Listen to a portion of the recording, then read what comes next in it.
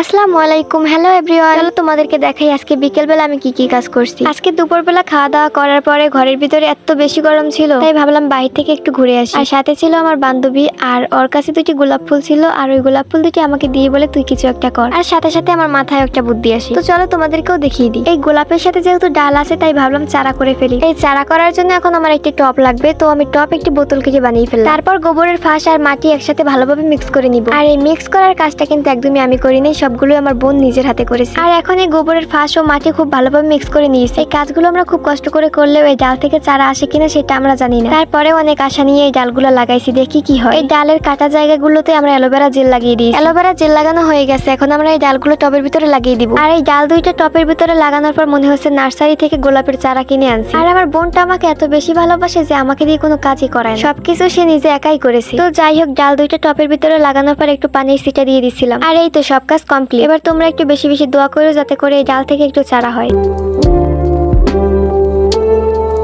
তারপর গোলাপের চারাগুলো লাগানোর পরেই আমার মা আমার জন্য কদম ফুলগুলো নিয়ে আসে। তারপর আর কি, এই ফুলগুলো নিয়ে আমি ভিডিও করা শুরু করে দিলাম। আসলে আমার মা জানে তার মেয়ের ফুল কতটা পছন্দ, আর তাই আমার জন্য এই ফুলগুলো নিয়ে আসছে। আর এই ফুলগুলো দিয়ে ভিডিও করা হয়ে গেলে আমি এই ফুলগুলো ছিঁড়ে ফেলবো। আর এই তো ভিডিও করাও শেষ, আর ফুলগুলো ছেঁড়াও কমপ্লিট।